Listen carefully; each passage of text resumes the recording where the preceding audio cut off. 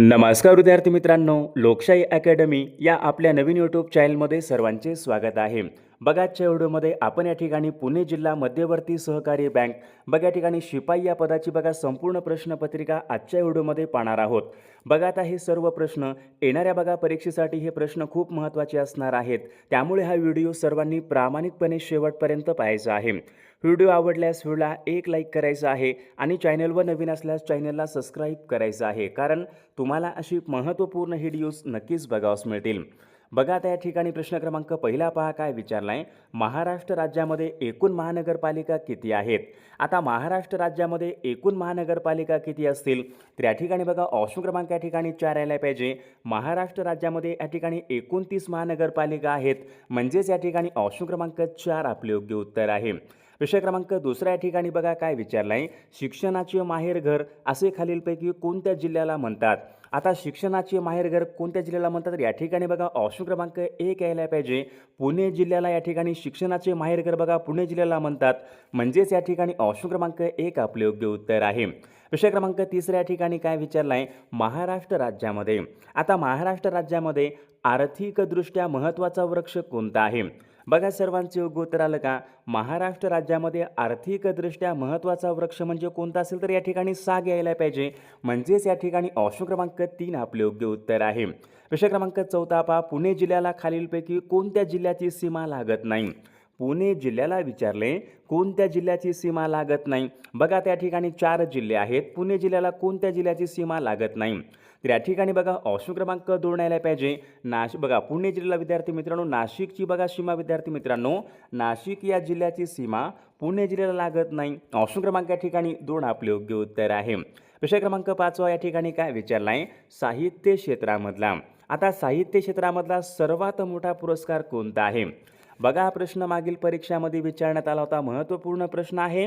साहित्य क्षेत्रामधला सर्वात मोठा पुरस्कार कोणता आहे? सर्वांचे योग्य उत्तर आलं का? तर ज्ञानपीठ हा जो काही पुरस्कार आहे साहित्य क्षेत्रामधला सर्वोच्च पुरस्कार कोणता आहे? ज्ञानपीठ पुरस्कार आहे. पहा, ऑप्शन क्रमांक 3 आपले योग्य उत्तर आहे. विषय क्रमांक या ठिकाणी 6 काय विचारलाय. पुणे ते माणगाव. आता पुणे ते माणगाव यांच्या दरम्यान विचारलंय कोणता घाट लागतो? सर्वांचे योग्य उत्तर येईल का? पुणे ते माणगाव यांच्या दरम्यान कोणता घाट लागतो? याचे योग्य उत्तर काय पाहिजे. पुणे ते माणगाव यांच्या दरम्यान ताम्हिणी घाट लागतो. पहा, ऑप्शन क्रमांक या ठिकाणी 2 आपले योग्य उत्तर आहे. विषय क्रमांक 7 या ठिकाणी काय विचारलाय. शहराचे प्रथम नागरिक खालीलपैकी कोण असतात? आता शहराचे प्रथम नागरिक कोण असतात? जिल्हाधिकारी, महापौर, विभागीय आयुक्त, तहसीलदार. शहराचे प्रथम नागरिक आपण या ठिकाणी महापौर यांना शहराचे प्रथम नागरिक असे म्हणतात. पहा, ऑप्शन क्रमांक या ठिकाणी 2 आपले योग्य उत्तर आहे. विषय क्रमांक 8 या ठिकाणी काय विचारलाय. गावामध्ये, आता गावामध्ये पिकांची पाहणी कोण करतात? पोलीस पाटील, सरपंच, ग्रामसेवक, तलाठी. गावामध्ये पिकांची पाहणी तलाठी करतात. तर या ठिकाणी ऑप्शन क्रमांक 4 आपले योग्य उत्तर आहे. विषय क्रमांक 9 या ठिकाणी काय. भारताचं राष्ट्रीय गीत कोणतं आहे? हा पण प्रश्न मागील परीक्षामध्ये विचारण्यात आला होता. महत्त्वपूर्ण प्रश्न आहे. भारताचं या ठिकाणी राष्ट्रीय गीत विचारले. राष्ट्रगीत विचारले का? भारताचं राष्ट्रगीत कोणतं आहे? जनगण मन आहे. तर या ठिकाणी राष्ट्रीय गीत विचारले. पहा, सर्वांचं या ठिकाणी योग्य उत्तर ऑप्शन क्रमांक 2 यायला पाहिजे. भारताचं वंदे मातरम हे राष्ट्रीय गीत आहे. ऑप्शन क्रमांक 2 आपले योग्य उत्तर आहे. विषय क्रमांक 10 या ठिकाणी काय विचारलाय.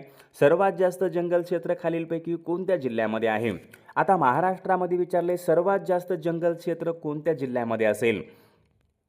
त्याचे योग्य उत्तर काय असेल. गडचिरोली जिल्ह्यामध्ये सर्वात जास्त जंगल क्षेत्र आहे. पहा, ऑप्शन क्रमांक या ठिकाणी 2 आपले योग्य उत्तर आहे.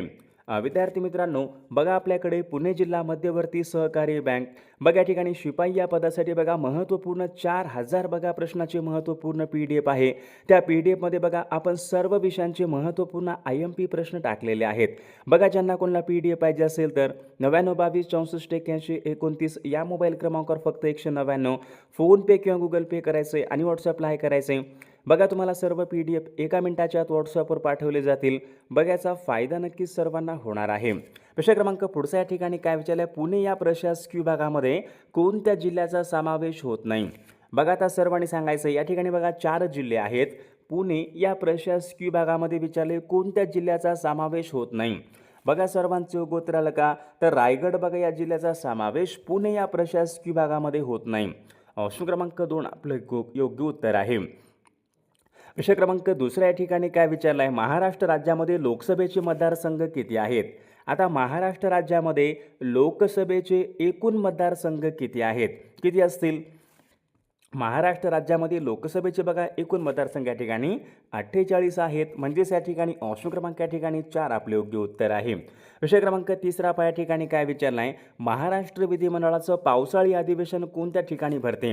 महाराष्ट्र विधिमंडळाचं पावसाळी अधिवेशन कोणत्या ठिकाणी भरते? सर्वांना माहीत आहे, हिवाळी अधिवेशन नागपूर या ठिकाणी भरते, पावसाळी अधिवेशन मुंबई या ठिकाणी भरते. म्हणजे या ठिकाणी ऑप्शन क्रमांक 2 आपले योग्य उत्तर आहे. विषय क्रमांक पुढचा, गाविलगड टेकड्या खालीलपैकी कोणत्या जिल्ह्यामध्ये आहेत? गाविलगड टेकड्या विचारल्यात कोणत्या जिल्ह्यामध्ये आहे? सातारा जिल्हा, सांगली जिल्हा, रायगड जिल्हा आणि अमरावती जिल्हा. सर्वांचे या ठिकाणी योग्य उत्तर काय पाहिजे? गाविलगड टेकड्या अमरावती या जिल्ह्यामधल्या या ठिकाणी टेकड्या आहेत. ऑप्शन क्रमांक 4 आपले योग्य उत्तर आहे. विषय क्रमांक पुढचा, नर्मदा नदी विचारली. नर्मदा नदी कोणत्या समुद्राला जाऊन मिळणारी नदी आहे? बघा आता सर्वांनी सांगायचं आहे, नर्मदा नदी विद्यार्थी मित्रांनो अरबी समुद्राला जाऊन या ठिकाणी मिळणारी नदी आहे. ऑप्शन क्रमांक या ठिकाणी 1 आपले योग्य उत्तर आहे. विषय क्रमांक 6 या ठिकाणी काय विचारलं आहे, राजेवाडी हे ठिकाण कोणत्या फळासाठी प्रसिद्ध आहे? राजेवाडी हे ठिकाण कोणत्या फळासाठी प्रसिद्ध आहे? बघा सर्वांचे योग्य उत्तर आलं का? राजेवाडी हे ठिकाण अंजीर बघा या फळासाठी प्रसिद्ध आहे. ऑप्शन क्रमांक या ठिकाणी 3 आपले योग्य उत्तर आहे. विषय क्रमांक पुढचा, वन्यजीव संरक्षण अधिनियमन हा कायदा खालीलपैकी कोणत्या वर्षी पारित झाला होता? वन्यजीव संरक्षण अधिनियमन हा जो काय बघा कायदा आहे कोणत्या वर्षी पारित झाला होता? तर याचे योग्य उत्तर काय पाहिजे? सन 1972. सन 1972 या वर्षी वन्यजीव संरक्षण बघा जो काही कायदा आहे सन 1972 या वर्षी या ठिकाणी तो अधिनियमन या ठिकाणी पारित झाला होता. विषय क्रमांक पुढचा बघा, रिझर्व्ह बँकेचं मुख्यालय खालीलपैकी कोणत्या ठिकाणी आहे? रिझर्व्ह बँकेचं मुख्यालय कुठं असेल? मुंबई बघा या ठिकाणी रिझर्व्ह बँकेचं मुख्यालय मुंबई या ठिकाणी आहे. विषय क्रमांक 13 या ठिकाणी काय विचारलं पहा, NEFT. आता बघा हा महत्त्वपूर्ण प्रश्न आहे. NEFT यांचं योग्य फुल फॉर्म सांगा बरं कोणता असेल? बघा बऱ्याचदा परीक्षेमध्ये हा पण या ठिकाणी प्रश्न विचारला गेलेला प्रश्न आहे. NEFT. तर याचे योग्य उत्तर घ्यायला पाहिजे नॅशनल इलेक्ट्रॉनिक फंड ट्रान्सफर. सर्वांना लक्षात ठेवायचं आहे. ऑप्शन क्रमांक या ठिकाणी 1 आपले योग्य या ठिकाणी उत्तर आहे. प्रश्न क्रमांक 14 या ठिकाणी काय विचारलं आहे, सागरेश्वर हे अभयारण्य खालीलपैकी कोणत्या जिल्ह्यामध्ये आहे? आता बघा जे काही सागरेश्वर हे अभयारण्य आहे कोणत्या जिल्ह्यामध्ये आहे? सातारा जिल्हा, सांगली जिल्हा, पुणे जिल्हा आणि कोल्हापूर जिल्हा.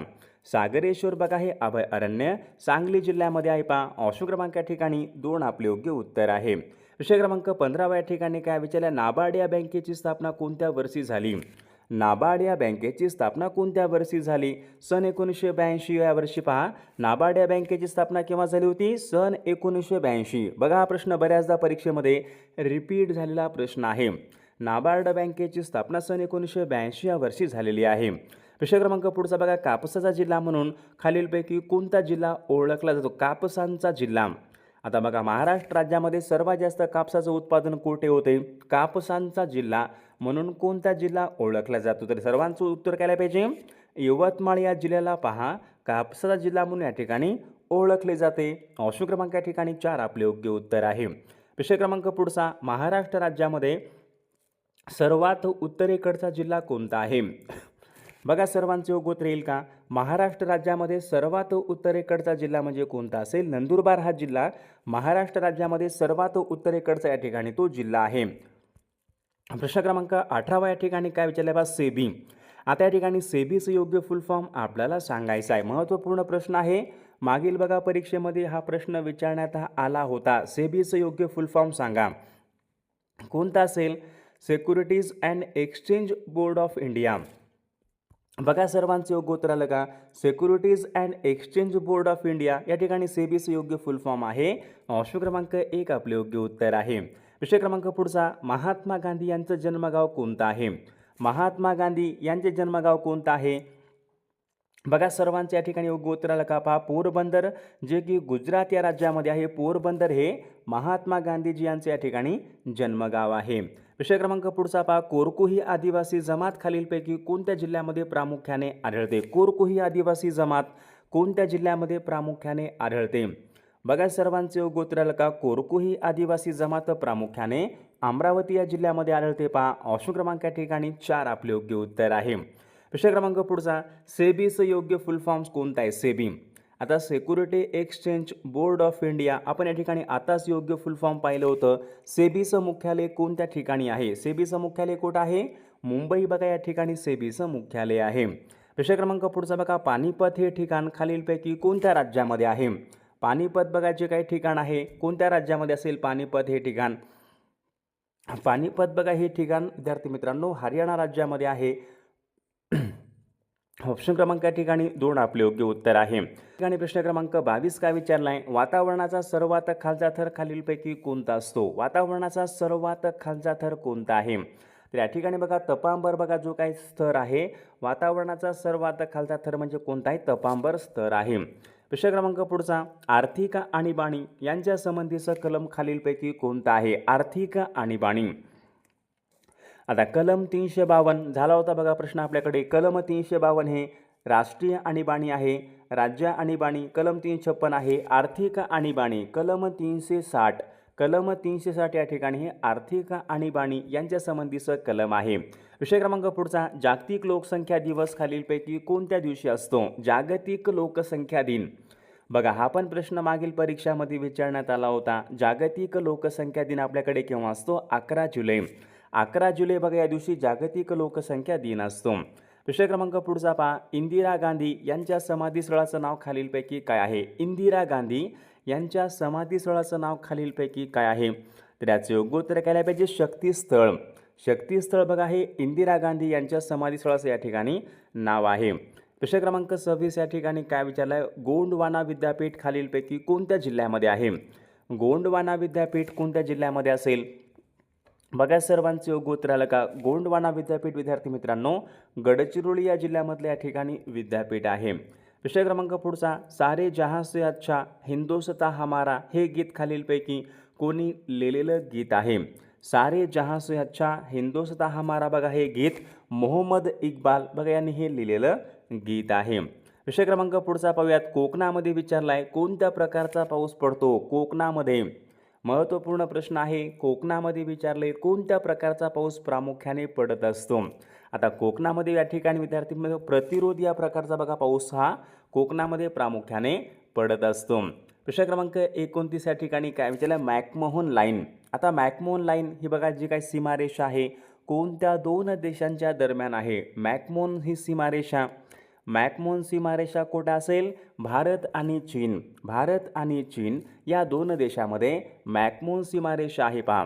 प्रश्न क्रमांक पुढचा, सियाचीन ग्लेशियर हे ठिकाण खालीलपैकी कोणत्या राज्यामध्ये आहे?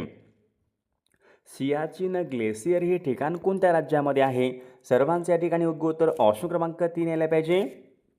सियाचीन ग्लेशियर हे ठिकाण जम्मू काश्मीर या राज्यामधले या ठिकाणी ठिकाण आहे. प्रश्न क्रमांक या ठिकाणी 31 बघा काय विचारलाय? Jim Corbett. आता जिम कॉर्बेट हे नॅशनल पार्क खालीलपैकी कोणत्या राज्यामध्ये आहे? जिम कॉर्बेट हे नॅशनल पार्क कोणत्या राज्यामध्ये आहे? तर विद्यार्थी मित्रांनो या प्रश्नाचं उत्तर बघा सर्वांनी कॉमेंट करून सांगायचं आहे. सर्वांनी आपल्या व्हिडिओला एक लाईक करायचं आहे. सर्वांनी सबस्क्राईब करायचं आहे कारण तुम्हाला अशी महत्त्वपूर्ण व्हिडिओज नक्कीच बघावयास मिळतील. आणि विद्यार्थी मित्रांनो पहा आपल्याकडे पुणे जिल्हा मध्यवर्ती सहकारी बँक शिपाई या पदासाठी बघा महत्त्वपूर्ण 4000 बघा प्रश्नाचं महत्त्वपूर्ण PDF आहे. त्या PDF आपण सर्व महत्त्वाचे IMP प्रश्न टाकलेले आहेत. ज्यांना कोणाला PDF पाहिजे असेल तर 9922 64 81 29 या मोबाईल क्रमांकावर फक्त 199 फोनपे किंवा गुगल पे करायचं आहे आणि व्हॉट्सअपला हाय करायचं आहे. तुम्हाला सर्व PDF 1 मिनिटाच्या आत व्हॉट्सअपवर पाठवले जातील. बघायचा फायदा नक्कीच सर्वांना होणार आहे.